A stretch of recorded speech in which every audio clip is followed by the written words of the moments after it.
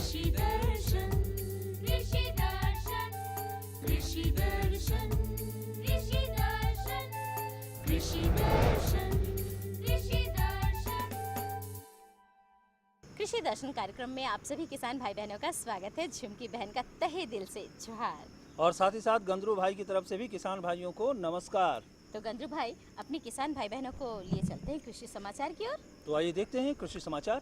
नमस्कार, कृषि समाचार में आपका स्वागत है। मैं हूं पूनम। आइए देखते हैं आज कृषि समाचार में क्या है खास। लोहरदगा जिला में पशुपालन को बढ़ावा देने के लिए 3 योजनाएं स्वीकृत। मत्स्य कृषकों के लिए होगा राज्य स्तरीय प्रशिक्षण शिविर का आयोजन। बिचड़ा उत्पादन के लिए करें प्रो ट्रे का उपयोग। अब समाचार विस्तार से। वित्तीय वर्ष 2014-15 के लिए पशुपालन विभाग झारखंड सरकार द्वारा लोहरदगा जिला के लिए 3 योजनाएं स्वीकृत की गई हैं। इन योजनाओं में सूकर विकास योजना के तहत सूकर प्रजनन इकाई की लागत 6 लाख रुपए है और कंपोजिट फार्मिंग की इकाई लागत 3,30,000 रुपए है। बकरा विकास योजना के तहत बकरा प्रजनन इकाई की लागत 1 लाख रुपए और कंपोजिट फार्मिंग की इकाई लागत 1,16,000 रुपए है। जबकि कुक्कुट विकास योजना के तहत 2,000 ब्रॉयलर की इकाई लागत 8,65,000 रुपए और कंपोजिट फार्मिंग की इकाई लागत 1 लाख रुपए है। अनुदान की सुविधा 70% है। 18 जुलाई से पहले आवेदन कर दें। मत्स्य विभाग झारखंड सरकार की ओर से मछली पालन की नई तकनीक और विधियों से अवगत कराने के लिए मत्स्य कृषकों को राज्य स्तरीय प्रशिक्षण दिया जाएगा। यह प्रशिक्षण 2 और 5 दिवसीय होगा। पिछले साल प्रशिक्षण प्राप्त किए मत्स्य कृषकों को शामिल किया जाएगा, जबकि 5 दिवसीय प्रशिक्षण में नए चयनित मत्स्य कृषकों को शामिल किया जाएगा। प्रशिक्षण स्थल मत्स्य किसान प्रशिक्षण केंद्र शालीमार धुरवा रांची तय किया गया है। सब्जी फसलों की खेती में बिचड़ा लगाने की जरूरत हो तो किसान भाई प्रो ट्रे का इस्तेमाल करें। कृषि विशेषज्ञ बताते हैं कि प्रो ट्रे में बिचड़ा उत्पादन बेहतर उपज के लिए कई दृष्टिकोण से फायदेमंद है। नर्सरी तैयार करने का ये जो आधुनिक और नया तरीका जो कि हमारे किसान भाइयों के लिए बहुत ही लाभकर हो सकता है, ये जो है प्रो ट्रे तकनीकी है नर्सरी तैयार करने की। ये देखिए एक देख रहे हैं प्लास्टिक की ट्रे है। इसमें जो है छोटे छोटे कप्स बने हुए हैं। इस कप्स में कोकोपीट और वर्मी कंपोस्ट का मिक्सर भरा हुआ है। इस भरने के बाद इसमें एक एक बीज करके डाल दिया जाता है और इसको हल्की सी जो है इरिगेशन कर दी जाती है, पानी डाल छिड़क दिया जाता है और पौधा आपका तैयार होता है। राज्य के जो किसान खरीफ के मौसम में गुंदली की खेती करना चाहते हैं वो अविलंब बुआई का काम संपन्न कर दें। इस फसल से अच्छी उपज प्राप्त करने के लिए किसान भाई बिरसा गुंदली वन उन्नत प्रभेद लगाएं। बिरसा गुंदली वन प्रभेद की बुआई में 8 से 10 किलोग्राम बीज प्रति हेक्टेयर की दर से उपयोग करें। ये 55 से 60 दिन में तैयार हो जाने वाला प्रभेद है। इसकी खासियत है कि इसमें रोगरोधी क्षमता है और इसकी उपज 7 से 8 क्विंटल प्रति हेक्टेयर है। फूट स्प्रेयर ऐसा कृषि उपकरण है जिससे दवा छिड़कने के लिए पैर से दबाकर पंप किया जाता है। किसान इसका उपयोग खेतों, फुलवारियों और बगीचों में कर सकते हैं। इस उपकरण से करीब 4 से 6 मीटर लंबे पेड़ पौधों पर दवा छिड़कने का काम किया जा सकता है। इसमें आवश्यकता अनुसार 1 या 2 निकास नली लगाई जा सकती है। आज हमसे रूबरू हैं एक ऐसे सफल किसान जो अपनी फसलों से अच्छी उपज प्राप्त करने के लिए बुआई से काफी पहले खेत की तैयारी के समय से ही विशेष ध्यान देना शुरू कर देते हैं। चलिए मिलते हैं उस सफल किसान से जो अपनी फसलों से अधिकाधिक उपज प्राप्त करने के हर छोटे बड़े कृषि कार्यों पर बारीक नजर रखते हैं। साथ ही हर कार्य के सफल परिणाम के लिए पूर्व योजना तैयार कर लेते हैं। यही इनकी नीति है और यही इनकी सफलता का राज भी। मैं कर्मा महतो ग्राम पैका के निवासी हूँ। मेरा जन्म सन 1940 में हुआ है और पढ़ने के बाद में मुझे कृषि पर ही ज़्यादा मन लगा। के बाद से मैं खेती पर जुड़ा हुआ हूँ और अपने बाल बच्चों को भी ज़्यादातर खेती पर ही लगाए हैं और गांव वालों को भी लोग हम यही संदेश देते हैं कि खेती उत्तम खेती मध्यम दान। और अब एक नजर राज्य के 5 प्रमुख शहरों के मौसम के मिजाज पर।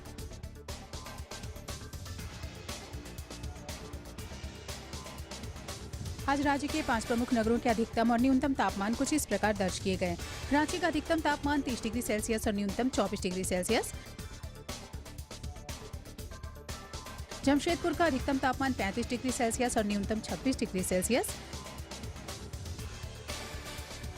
मेदिनीनगर का अधिकतम तापमान 30 डिग्री सेल्सियस और न्यूनतम 27 डिग्री सेल्सियस। देवघर का अधिकतम तापमान 36 डिग्री सेल्सियस और न्यूनतम 28 डिग्री सेल्सियस और धनबाद का अधिकतम तापमान 33 डिग्री सेल्सियस और न्यूनतम 26 डिग्री सेल्सियस रहा।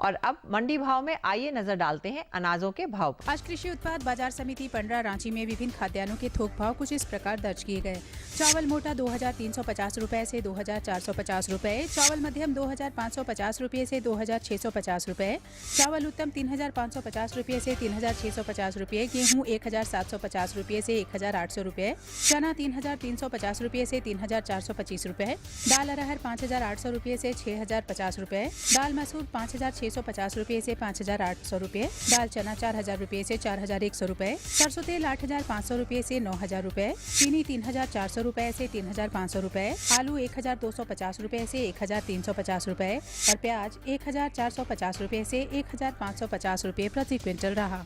कृषि समाचार में आज इतना ही। अगले दिन अगले अंक में फिर मुलाकात होगी कुछ ताज़ा तरीन खबरों के साथ। तब तक के लिए दीजिए इजाजत। नमस्कार, जोहार। कृषि समाचार के अंतर्गत आपने जानकारी ली मंडी की भाव के बारे में, मौसम की मिजाज के बारे में, तरह तरह की खेती बाड़ी के बारे में। लेकिन अब बारी है एक छोटे से विराम का, जी। और इस विराम के बाद हम पुनः हाजिर होंगे किसान भाइयों। तब तक आप बने रहिए हमारे साथ। ये लो और बताओ। बस अरे ये क्या भैया जी, बस इतनी सी रासायनिक खाद? किसानी छोड़ रहे हो क्या? किसानी नहीं, नादानी छोड़ रहे हैं। मिट्टी की जांच कराई है। अब तो लालाजी जितनी जरूरत है उतने ही उर्वरक खेत में डालेंगे। हाँ, किसान भाई आज ही अपने जिले की नजदीकी भूमि परीक्षण प्रयोगशाला में मिट्टी की जांच जरूर करवाएं और मिट्टी में पोषक तत्व, नमी व पौधे के विकास को देखते हुए केवल जरूरत के अनुसार ही पोषक तत्व डालें। और हाँ, मिट्टी में गंधक, जस्ता, बोरोन जैसे सूक्ष्म पोषक तत्वों का पता लगाना भी न भूलें। उर्वरक और जैविक खाद के सही उपयोग से भूमि का उपजाऊपन बनाए रखें, उत्पादकता बढ़ाएं, खर्चा घटाएं और बहुमूल्य विदेशी मुद्रा बचाने में भी सहयोग दें। और हाँ, धीमी गति से नाइट्रोजन उपलब्ध कराने वाले उर्वरकों जैसे नीम लेपित यूरिया को प्राथमिकता दें और यूरिया का पत्तों पर छिड़काव करें। अरे वाह, तू तो सचमुच समझदार हो गया रे। अधिक जानकारी के लिए संपर्क करें जिला कृषि अधिकारी या किसान कॉल सेंटर। खुशबू की फुहार में, स्वाद की बहार में, तरक्की की तानों में, खिलती मुस्कानों में, हरे भरे पौधों में, बड़े बड़े सौदों में, मधुर भिनभिनाहट में, खुशियों की आहट में। NHM बागवानी मिशन, हमारी चाहत, आपकी मुस्कुराहट। विराम के बाद एक बार फिर से स्वागत है आप सभी किसान भाई बहनों का। जी हाँ, आपको इंतजार है जानकारी की, है ना? तो जानकारी का पिटारा खोला जाएगा अंदर भाई? बिल्कुल, जानकारी का पिटारा खुल चुका है और आज हम अपने किसान भाइयों को जानकारी देने जा रहे हैं बरसाती लत्तेदार सब्जियों की खेती के बारे में। क्या कहने, और जानकारी दे रहे हैं हमारे विशेषज्ञ डॉक्टर PK सिंह जी। किसान भाइयों, कृषि दर्शन के आज के अंक में हम आपको बरसाती लत्तेदार सब्जियों में कीट प्रबंधन के विषय में जानकारी देना चाहेंगे। इस विषय में विस्तृत जानकारी के लिए हमारे साथ मौजूद है doctor PK Singh sir. Doctor साहब, सबसे पहले ये बताइए कि हमारे प्रदेश में, हमारे झारखंड प्रदेश में बरसाती लत्तेदार सब्जियों में मुख्यतः कौन कौन सी सब्जियां आती है? देखिए, खास करके झारखंड राज्य में अभी जो बरसाती सब्जियां लगाई जाएगी उसमें नेनुआ हो गया, झींगा हो गया, करेला हो गया, सतपुतिया हो गया और लोबिया हो गया, जिसे बोदी जिसको कहते हैं। तो ये तरह की 5-6 तरह की सब्जियां जो खास करके ज़्यादा लगाई जाती हैं और इससे किसान भाई को काफ़ी फ़ायदा होता है। ये बहुत कम जगह में भी थोड़े से भी किसान भाई लगा दिए तो उनको खाने के लिए भी आ जाता है और उससे काफ़ी उनको लाभ होता है। और प्रायः हम लोग ऐसा देखे हैं कि किसान भाई अगर सब्जियां लगा दिए, खास करके लत्तेदार सब्जियां, सारा कुछ करते हैं, सारा मेहनत करते हैं, खाद डालते हैं, अच्छा बीज डालते हैं, अगर वो फसल सुरक्षा के उपाय नहीं अपनाते हैं तो उनको काफ़ी नुकसान हो जाता है। इस तरह से उनको काफ़ी नुकसान होता है और इससे काफ़ी हानि भी हो जाती है। डॉक्टर साहब ये बताइए कि इन बरसाती लत्तेदार सब्जियों में जो कीट लगते हैं, जो कीड़े लगते हैं, वो मुख्यतः कौन कौन से कीट होते हैं? देखिए, कीट खास करके जो बरसात के कीड़ों में लगते हैं, तो मैं कीट को 3-4 भागों में मैं बांट दूं। जैसे कि आप पौधे जैसे लगाते हैं तो लगाने के उपरांत ही बीज जब 3-4 पत्ते की अवस्था में पौधे रहते हैं तो एक कीड़ा होता है लाल रंग का कीड़ा, लाल रंग का कीड़ा होता है बिटिल। आप किसान भाई देखेंगे खेत में जहाँ तहाँ इधर उड़ता चलता रहता है, तो वो पत्तियों को खा जाता है और खाने के बाद ऐसा हो जाता है कि शुरू की अवस्था में अगर वो खा गया तो पौधे पूरी तरह से मर जाते हैं। तो एक तो ये लगता है, जब पौधे थोड़ा सा बड़े होते हैं तो उसमें एक रस चूसने वाला कीड़ा भी लग जाता है, माहू जिसको कहते हैं। वो उसमें से मुलायम पत्तियों से, मुलायम तनों से एक जगह समूह में इकट्ठा होकर काले काले कीड़े होते हैं, किसान भाई देखेंगे, उसका वो रस चूसता है, जिससे पौधे काफ़ी कमज़ोर हो जाते हैं।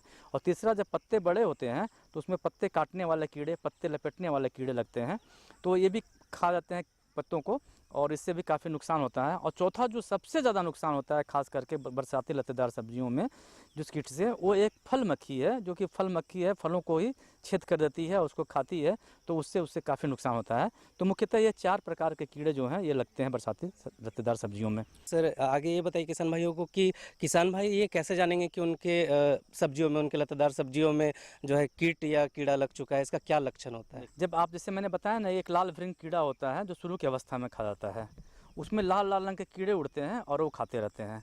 तो उस कीट से बचाव के लिए किसान भाई को ये करना है कि खास करके जहाँ भी आप लगाए हुए हैं लत्तेदार सब्जियाँ, तो उसके को साफ़ रखें। अगर घास उस रहेगा तो उसमें कीड़ा बहुत आता है, तो खरपतवार से साफ़ कर दें और देखें किसान भाई कि उसमें कीट का क्या प्रकोप है।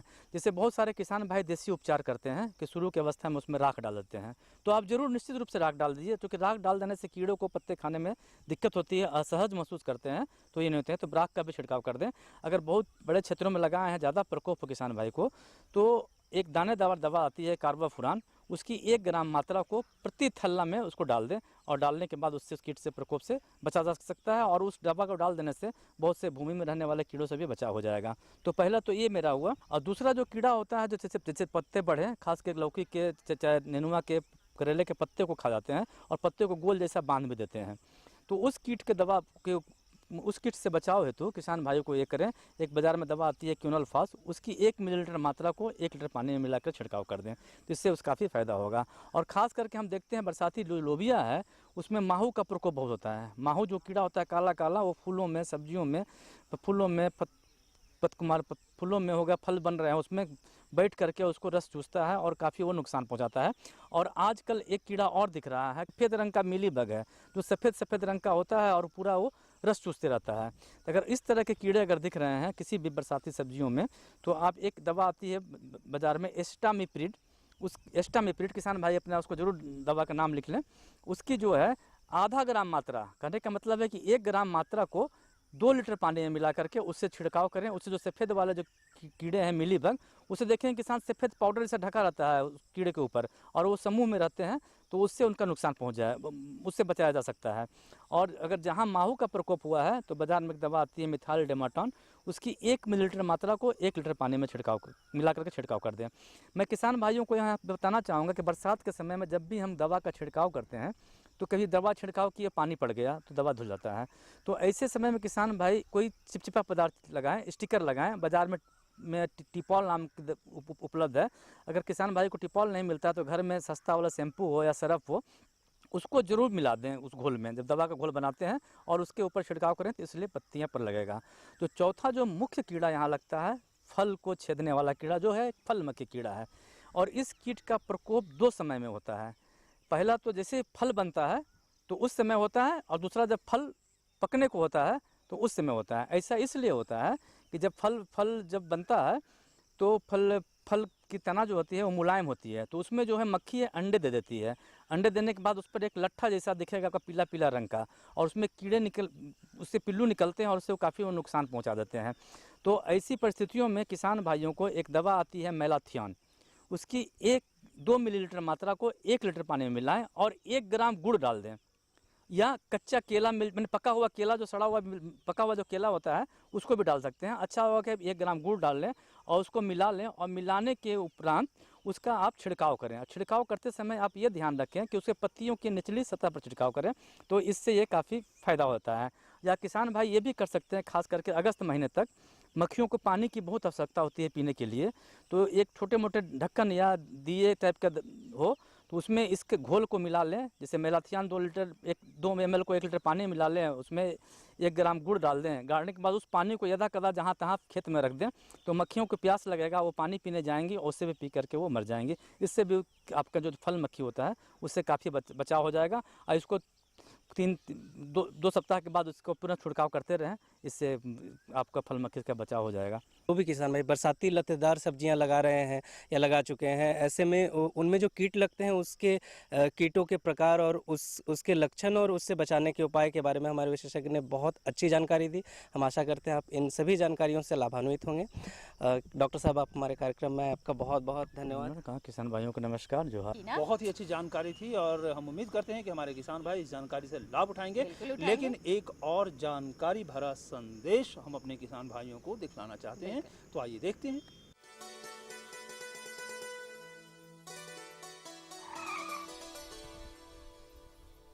एक लीटर में 90 किलोमीटर का माइलेज है। वाह भैया, पेट्रोल तो बचा रहे हो, लेकिन पानी के बारे में क्या सोचा है? अरे सामू, पानी के पैसे से ही तो गाड़ी खरीदी है।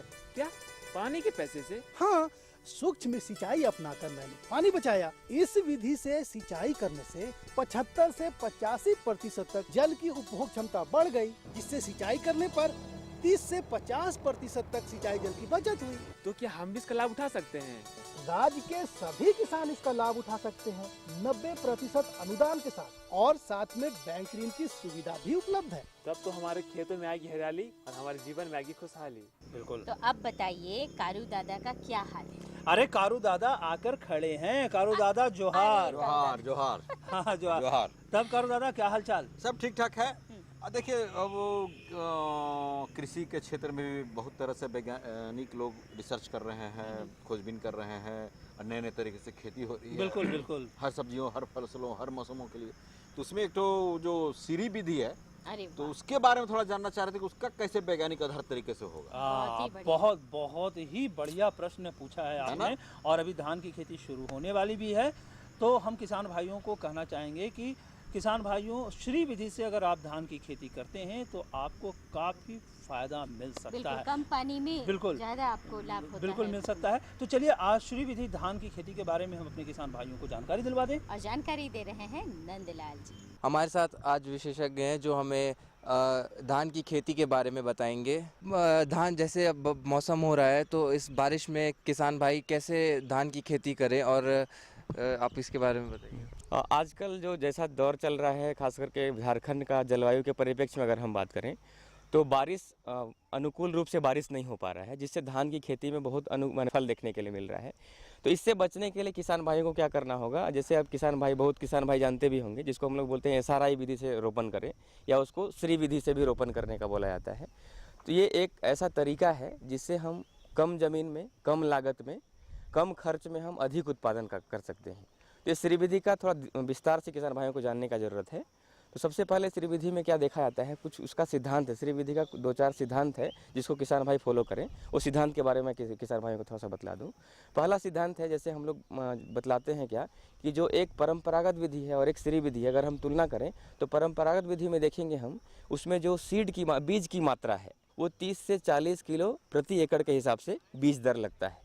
लेकिन वही अगर हम श्री विधि में बात करें तो ये सिर्फ 2 से 2.5 किलो प्रति एकड़ के हिसाब से हम उसको आराम से मेकअप कर सकते हैं, पूरा कर सकते हैं। दूसरी बात है, दूसरा जो सिद्धांत हम बात कर रहे थे कि इसमें देखा जाता है, परंपरागत विधि में देखते हैं हम लोग कि आपका पौधों का रोपण हम लोग लगभग 25 से 30 दिनों के बाद अंतराल में करते हैं। लेकिन श्री विधि का अगर हम बात करें तो जो दूसरा सिद्धांत किसान भाई आपको मैं बतला दूं, ये दूसरा सिद्धांत है कि इसमें कम उम्र के पौधों का रोपण किया जाता है। तीसरा सिद्धांत है, इसमें आपका जो रोपण कर रहे हैं उसकी दूरी एक उचित दूरी में रोपण किया जाता है, जिसको हम लोग बोलते हैं क्या, कि 20 सेंटीमीटर गुना 20 सेंटीमीटर, मतलब पौधे से पौधे की दूरी 20 सेंटीमीटर और लाइन से लाइन की दूरी भी 20 सेंटीमीटर।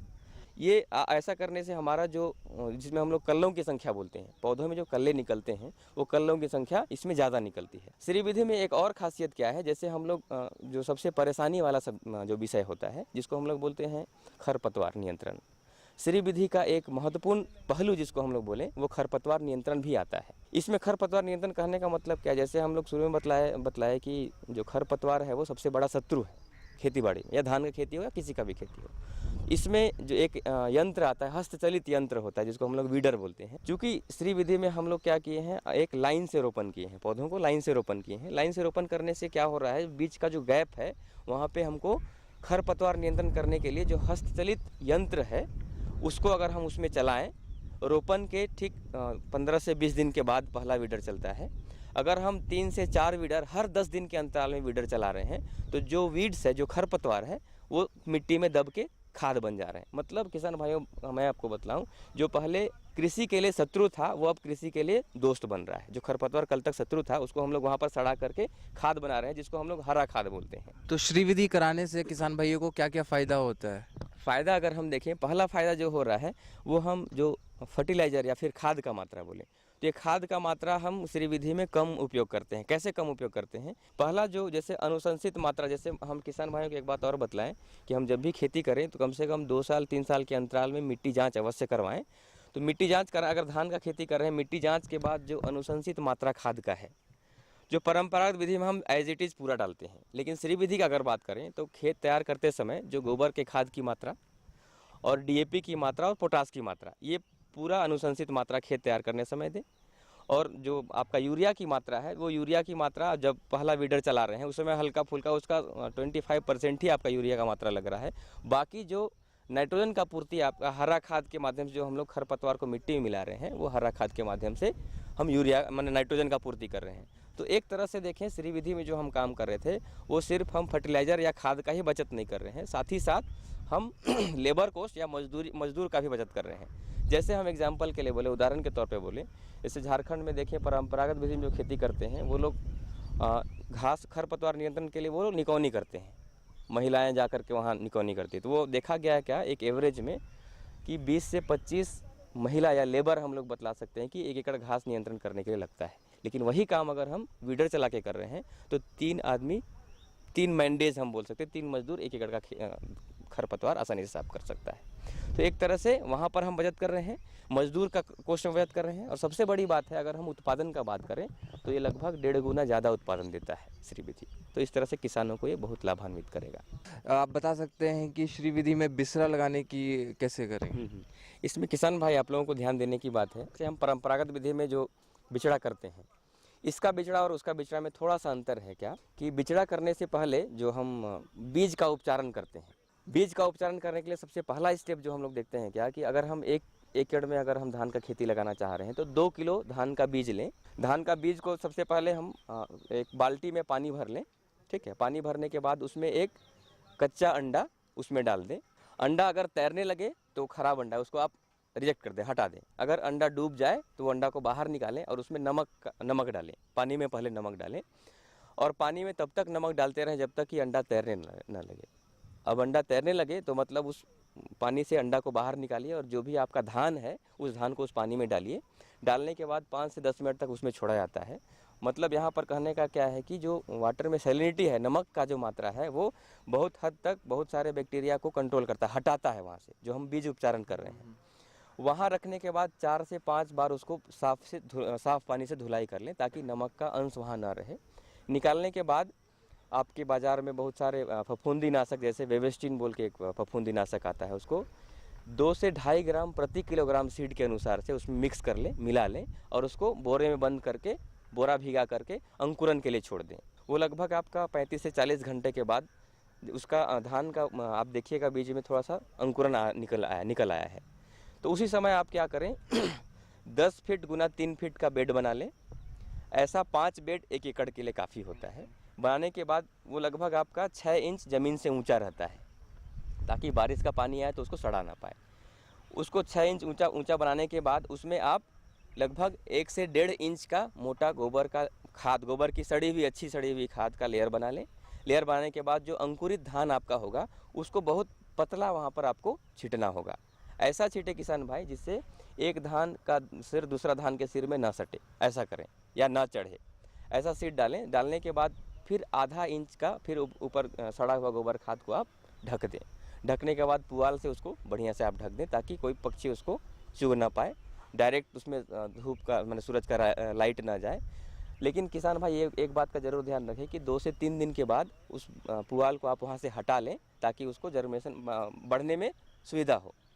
एक बार ये काम करने के बाद अगर खेत उस नर्सरी में नमी का कमी हो तो आप बीच बीच में झरने की सहायता से उसको पानी डालते रहें। उसके बाद आप क्या करें, आप ठीक 8 से 12 दिन के पौधे, जब पौधे 2 से 3 पत्ती के हो जाएं, तब जा कर के मेन खेत में उसको आप प्रत्यारोपित करें या ट्रांसप्लांट करें या रोपाई करें। ये श्रीविधि का नर्सरी तैयार करने का और रोपाई करने का तरीका है। आपने हमें श्रीविधि की जानकारी दी, इसके लिए धन्यवाद और आशा है कि किसान भाई इससे फ़ायदा उठाएंगे और इससे आगे अपनी खेती में लाभ उठाएंगे। धन्यवाद। ये काम भी हमारा पूरा हुआ, फटाफट चलते हैं IMD पुणे क्यों? अरे बिल्कुल चलते हैं।